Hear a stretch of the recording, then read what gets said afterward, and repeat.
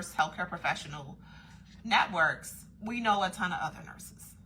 You know, I have 2-3 different group chats that I'm a part of. I have, of course, the NOSA group chat, and then, of course, the NOSA Facebook. But I also have an L&D group chat. And sometimes there are people who have worked with me, or there are people who are friends. And that's kind of what I'm leaning into, is that most of my friends are nurses or healthcare professionals. I have a great big pool, besides you guys, of people who fall in that category. Now, some of them are nurse practitioners, L&D nurses. Some of them work for quality. They do a lot of different things, correctionals, psych, all types of stuff. So if I know that they're looking for an opportunity or might be interested, me reaching out to them makes the job of somebody like April's business a little bit easier. Or, because that's one way, or because I have a social media following here on Facebook. I have a social media following on TikTok, YouTube, a couple of different platforms. Me posting that job could create more connections. And one of the ways that I see it as, it's like a tree. It just, I'm the tree, the stump, and we have all of these branches reaching out from there. And that creates a huge time saver, especially because it's not connected to working with April. And one of the questions was, well, how would Shamika get paid? And they have a feature where you can set your people up, like a Shamika or whomever, as a 1099, which is essentially a contractor. So that creates a nice little balance. So you don't have to figure out how you're going to pay her. Shami's going to get paid 1099. Your nurse is going to get paid W-2. It's settled. So that was a good thing to really hear about, because you can start doing that in real time. You know, you can set that up in your business in real time. And the piece that really resonated with me was just the concept of you got to pay both people. And I think during the pandemic, we saw more and more of that. Probably not as much as I would have liked, but the fact that you're kind of paying for the full connection, not just the person that got the job. And from a number standpoint of view, it's a huge savings. It's a huge savings, because you can compare the numbers of doing a platform like that based on what your recruiter does. Or you can, as far as like outreach to applicants, let's say they reach out to 10 to 15 people a day, which isn't a lot. But if I reach out to one person and that person comes on board, the effort versus the time versus the money is working in your favor. And then you can also look at some of the return on investments around your ability to find quality candidates. So if I refer someone to April, that individual is more likely to be a good quality of a candidate than someone from the outside. One, because many times if it's coming from an in-house referral or something like that, whatever, then that person can also serve as a reference. So if I refer somebody, I could also be that person's reference, versus someone coming in from the outside. So it's not to say people from the outside aren't good at their jobs. It's just to say, internally, if I'm working for April, if someone internally refers, they're a good employee. 9 times out of 10, whoever they refer is also a good employee. So it's just something to kind of think about when you're in that space. So that was a big part of the conversation. That was one of the takeaways. And then the last one, because I did a couple of sessions on AI, I did a session on automation. I also did the session on the referral management, and then the sales one was the first one I did, and then there was one this morning. So the sales one, and just so that you guys, because I've been chatting it up a little bit. So I'm just doing a quick recap, everybody who's coming on from the World Staffing Summit. So you can still register and catch all of the sessions. I want to say it had to be like 10 sessions, 10, 20 sessions in replay mode. I think probably by tomorrow they're going to take down that option. So it's free. It's no cost involved. You can register and then watch them in replay at your leisure. But the last one was around sales. So I watched that one, and I think I watched one about lead generation. And the takeaways that I had for the sales one was with regards to the piece that I think we all don't do enough of is telling your story. And even telling your story to applicants, not just to clients. A lot of times people want to be invested in your journey. And if they think that you're just like, and you don't have to go in depth, guys. So I'm not talking about like going in depth stories. But if people feel invested in their company, they feel like they understand the story, they believe in the mission, they believe in the values. And a part of doing that is understanding how, how all this got started. So making sure you're telling people that you're nurse-owned. Nurses are big about supporting fellow nurses. But if they connect to your agency and they don't know that, you kind of lose out on an opportunity many times. So that was some of the takeaways around like sharing your story. That can sometimes be a pro and a con. It's up to you to kind of decipher the best circumstances, but sharing your story really matters. Much like me getting on Facebook 7 years ago, sharing my story. I could have got on here and done, hey, I'm doing this, but adding the piece that, hey, I'm a nurse too. I understand the industry. I've worked for agencies. I've been a traveler, kind of gives it a more robust feeling than just touching on the, hey, you can get rich tomorrow, start a staffing agency. So that was some of the conversation around the staffing agency. And then like the lead generation, we didn't stay in that one very long, but it was really more of the automation conversation. So it was, ways to automate, what pieces of the process you should automate, understanding the benefits of automation, as well as, and this ties into the sales piece, knowing that your return on your investment when it comes to automation, even like technology, isn't always like immediate. So that was some good information to consider. I definitely got some of the companies I plan on doing a little bit of research on here later. And one of the companies that was kind of cool that you guys may want to consider connecting with was Dietitians on Demand. So I've never heard of them. That was my first time hearing of them. And if you do any staffing, as I know, not all of us just do nursing, we staff in other areas. I didn't get his name, but Dietitians on Demand, kind of his take on things was really good because he's niched down. I didn't even know there was such a thing as a Dietitians on Demand. And he was sharing about, just kind of building, in the phase of building a relationship with a client that eventually turned into a permanent placement for one of his dietitians. And he worked in the hospital, of course, the hospital space, as well as the long-term care space. So that's why I was saying, what's a good LG software besides LinkedIn?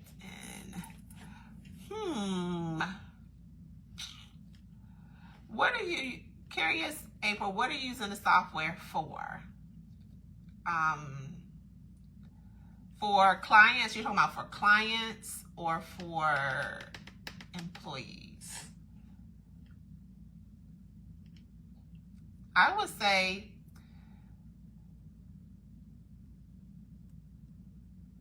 okay, for which one? You didn't say. Clients or employees? I'm assuming you mean clients. Another lead generation. You know what's another good platform for lead generation? I think the Medicare Medicaid site is a good starting point, but it doesn't give you enough information. And there's one other site that I'll see about. It gives you, okay. So the Medicare Medicaid site, I'll talk a little bit about it. was really to assess your needs, your potential needs in your area. So we used it, other people have used it. I think apparently it's gone out there a couple of different times around. You go to the site, you can search the area, you can find out some more information. So that's kind of like scrubbing, like data scrub, and you could probably do that in a day, you know, get all of that information. Some of the next steps is probably where it's a little bit more key, but I would say platforms like Reddit and Twitter and Discord really are a little bit nicer because they're with people who are having more conversations. So it's not as visually based, it's conversations. And in those types of communities, it allows for a little bit more of a different type of audience. I know Twitter has rooms. I think that was something new that was added to Twitter recently, or X, whatever it's called. And that type of platform, much like the World Staffing Summit, is really where those decision makers will go, where they can have conversations and talk about their organizations or administrator conferences and stuff like that. So if you're not, I would make sure I'm on Reddit. And you can search more specifically topics and engage in more conversation, more like text-based conversations, which is similar to LinkedIn. I don't know of any others. If you guys have any other ideas, I don't really know of any others. LinkedIn has given the best results, but kind of like what they talked about during the sales one, a big part of my clientele is word of mouth. And that's ultimately what you want your business to get to. You know, and the sales piece or marketing piece is word of mouth and marketing your business. Like you're kind of hitting your niched audience consistently. And then LinkedIn also has another feature. I don't know if it's not called rooms, but it's called like, I'll find it. But it's another feature where you can host webinars in your LinkedIn page. And I think that's a great avenue to share out there, you know, who you are, what you do, why, and also build up some momentum, especially if you're getting started. Get more awareness, because I think that most of the traffic, most people have, there's a couple of different roadblocks most hostess have, but the traffic piece is a big one, you know, and a big part of the traffic piece for some is the lack of having a brand. You know, when I think of this or when I think of that, what do I think about? And tweaking some of that helps people understand like who you are and what you do. So that sometimes that can be done through just the name, right? So like if I say no to this, no to that, like who knew that could be a word? Some people may not even know what that is. But for some people, it becomes a conversation piece. Like, well, aren't you an Elsa? And inserting certain things in a conversation piece helps develop the brand.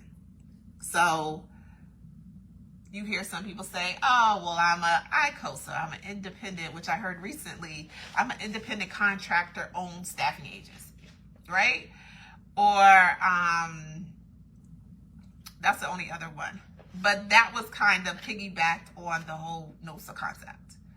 So building your brand and creating more brand awareness will bring your clients to you, your ideal clients to you. But you can only do that when you're putting the stuff that they're interested in out there. And from a social media standpoint of view, I shared some of those.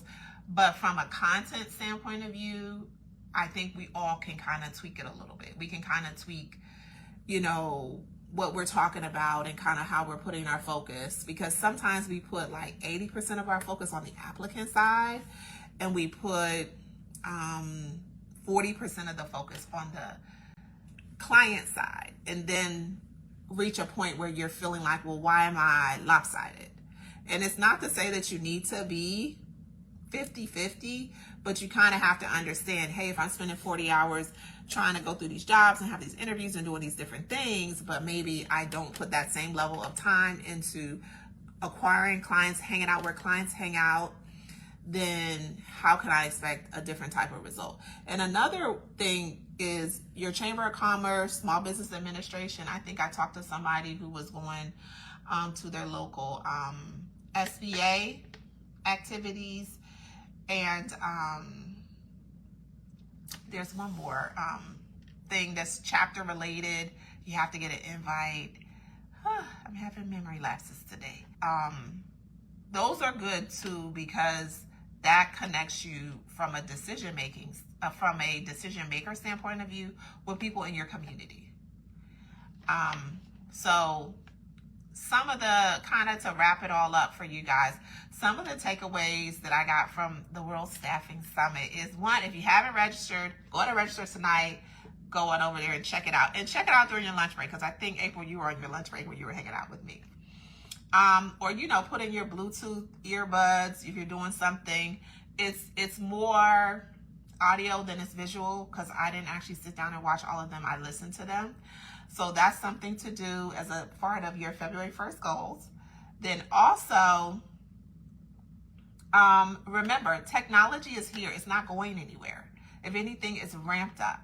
Technology, AI, automation, really look at your business and kind of identify, hey, this is working, this is not working.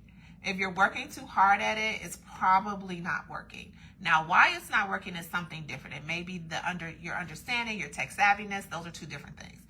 But you also want to pick a product when it comes to tech that works for you. So don't pick a HubStaff if you aren't good at things that HubStaff specializes in.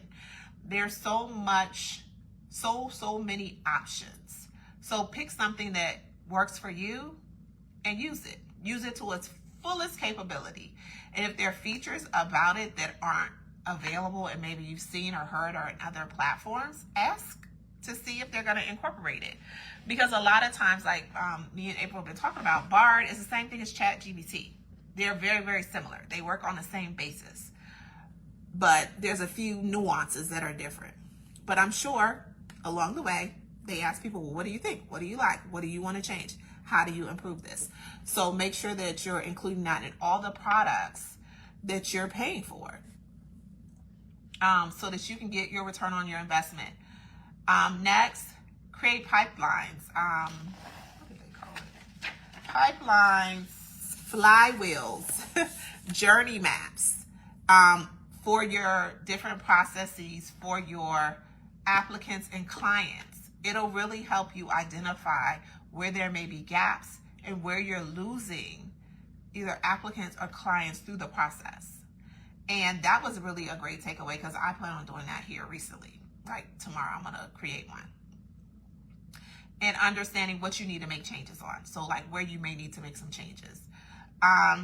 Technology, don't go out there and spend tons of money on technology until you understand, probably through your process map, your flywheel, where you need it, right? So maybe your pool of employees don't want to work on an app. You know, maybe they're not as tech savvy. It's not to say that you shouldn't get one, but that shouldn't be the priority. You know, maybe they want, you know, after their first week to receive a gift from your agency. You know, maybe they want the outreach, or if you're a NOSA who hosts like monthly Zoom meetups, maybe they want more of that. Talk to your applicants, find out what they're looking for. They have the answers, it's there. And most of us, being a nurse myself, will tell you what they're looking for, and understand that what applies to one person may not apply to the other. Then use your network. You guys are the network. I'm your network. We're each other's network. Use the network. Don't be shy to share about your story. Let your friends know. The referral management piece was huge. It can probably be a game changer for a lot of nurses, especially if you're in like that per diem space where your you're looking to maybe be more top heavy from a candidate standpoint of view to fill the needs, referral management all the way, because that way you can constantly have a cycle of bringing in candidates. Figure out how to find your right employee. So the right employee for your agency. All agencies aren't built the same. All employees aren't built the same. Know how to identify easily what's a good fit, what's not a good fit, what the expectation is, and ask the questions. The one thing that I would tell everybody is just make sure you're asking everybody the same questions. You don't have to ask people questions like this, right? You can do them virtually, you can do them one-on-one, but find out from them why they're interested in working for your business. Of course, the nurse-owned piece would be where I would drop it in the conversation, but find out some of their interests, some of their goals, and some of their desires, and then it can help you create more of an alignment, because yes, it's great to have the employee that's like, well, I just want to work, and work hard, work as many hours as I can, but that same employee many times will leave your agency if they're getting paid $2 extra to do that same job. So work on buying into or getting the buy-in from candidates and applicants and employees.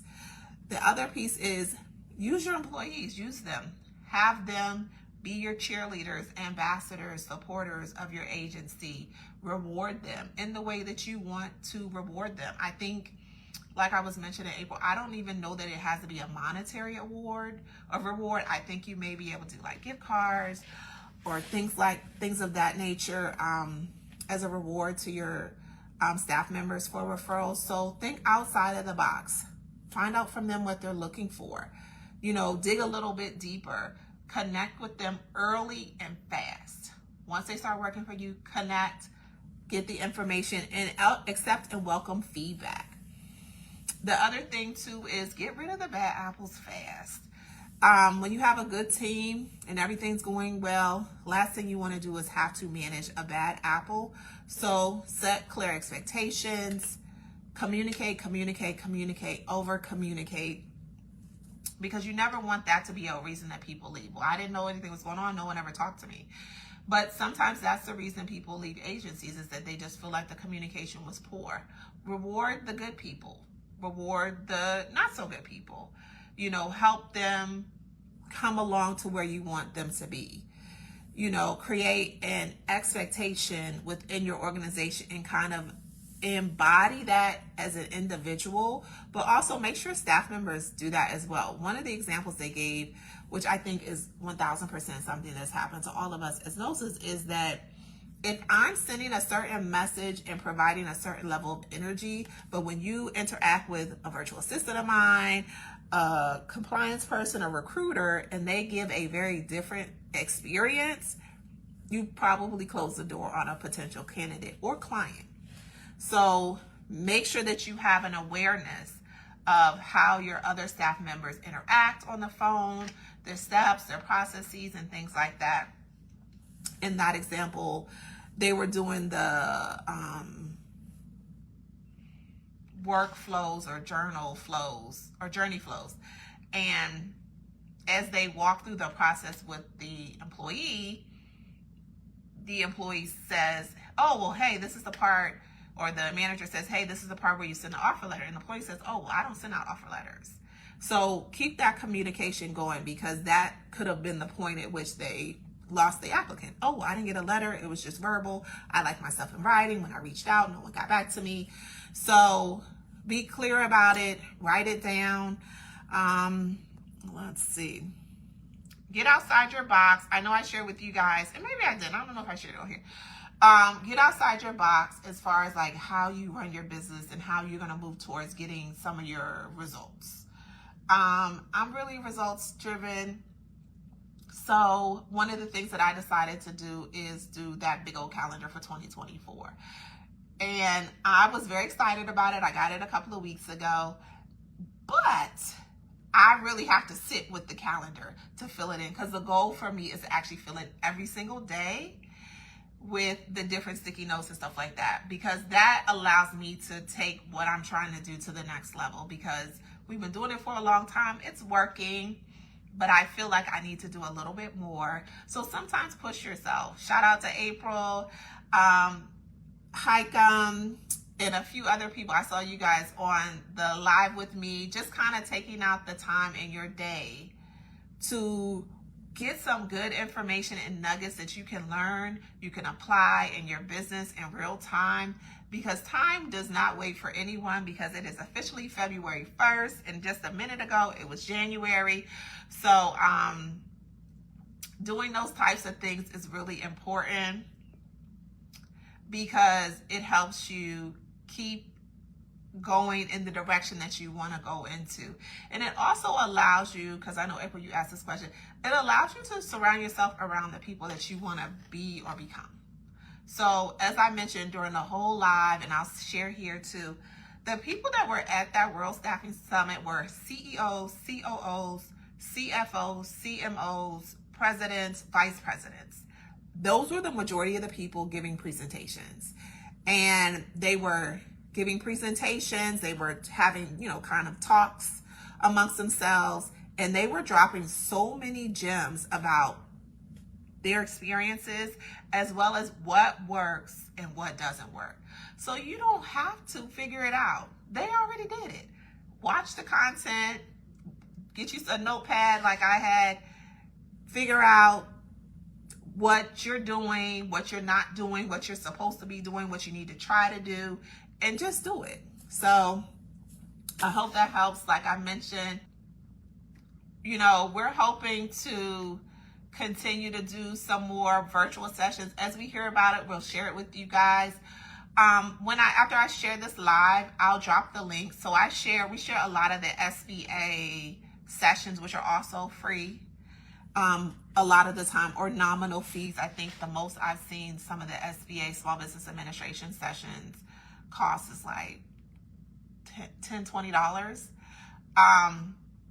But one of the nice things is you're getting connected to professionals at all levels, in all places, and you're getting some knowledge. So I think that's a fair investment in your business. So I'll share the link so that you guys can join their listserv and get the emails, because that's all we're essentially doing with that, is sharing what we're receiving from the listserv, and it comes out about every week. Next week, I want to say they have a whole week of sessions coming up about business planning, tax planning, marketing, how to use AI in your business, how to work with the Small Business Administration. So they have a lot of good workshops happening, usually around lunchtime. They're about 45 minutes, and most of those are free. So I'll drop that link here in this video. But sign up, try to attend as many as you can. I get tons of emails, guys. I'm just sharing. We have those same things with Verizon. Verizon has a lot of workshop sessions, Zoom sessions, and things of that nature. Of course, we have our infamous office hours happening here with you guys. So come with your questions. If you can't join the office hours, feel free to drop your questions on the post about office hours. And our most recent Power Lunch Hour, where we've been rolling out more topic-specific conversations, started in January. You guys asked for it. I put it together. We had some good conversations, and we were talking about accounting, budgeting, and taxes. I think the one happening next week is going to be about budgeting.